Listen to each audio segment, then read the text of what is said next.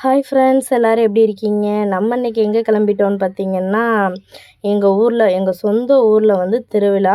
நான் லாஸ்ட் டைமே வந்து வீடியோ போட்டிருந்தேன், எங்கள் ஊரில் நாள் வச்சுருக்காங்கன்னு சொல்லி. இன்றைக்கி வந்து எங்கள் ஊரில் திருவிழா ஸ்டார்ட் ஆயிடுச்சு. அங்கே தான் நம்ம வந்திருக்கோம். எல்லா இடத்துலையுமே ஊரில் உள்ள ஆரம்பித்ததுலேருந்து எல்லா இடத்துலையுமே அன்னதானம் போட்டுட்ருப்பாங்க. இங்கே வந்துட்டு யாருமே பசின்னு போக முடியாது. அந்த அளவுக்கு வேணான்னு சொல்கிற அளவுக்கு தான் நிறைய அன்னதானம் நடக்கும். அங்கே வந்து அன்னதானம் நாங்களும் உள்ளுக்குள்ளே போனோடனே அன்னதானம் வாங்கினோம். வாங்கிட்டு என் தங்கச்சி தான் வந்து எல்லாருக்கும் ஊட்டி விட்டா. ஊட்டி விட்டுட்டு நான் சிலைய எடுத்தேன். என் பையன் வந்து பூக்கூடை எடுத்தான். அதனால் போயிட்டு நாங்கள் அங்கே வெள்ளலூரில் போய் அங்கே இருக்க கோவில்லேருந்து தான் வந்து நடந்து ஏலேகாத்தம்மன் கோவிலுக்கு போகணும் எங்கள் ஊரில். நாங்கள் வேகமாக நாங்கள் போகும்போதே வந்து நிறைய கூட்டம் வந்துருச்சு. அதனால் வந்து உள்ளுக்குள்ளே போகிறதுக்கு போலீஸ்லாம் பைக்கில் விட மாட்டேன்ட்டாங்க. அங்கேருந்து நாங்கள் நடந்தே போயிட்டு சாமிக்கு நாங்கள் வச்சுருந்த சிலைக்கு வந்து அழகா பாவாடை கட்டி பூவெல்லாம் வச்சு விட்டுட்டு அங்கேருந்து நாங்களும் கிளம்பியாச்சு. கிளம்புனதுக்கப்புறம் ஒரு 12:30 மணி போல் அங்கேருந்து நடக்க ஆரம்பிச்சிட்டாங்க.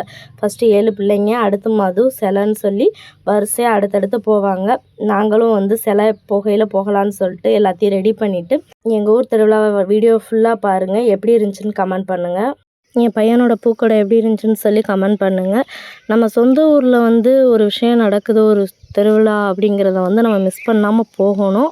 அதை நம்ம குழந்தைங்களுக்கும் ரொம்ப சொல்லிக் கொடுக்கணும். நம்ம எங்கே தான் போயிருந்தாலும் இருந்த இடத்த மறக்கக்கூடாது அப்படிங்கிறத குழந்தைங்களுக்கு சொல்லிக் கொடுக்கணும்.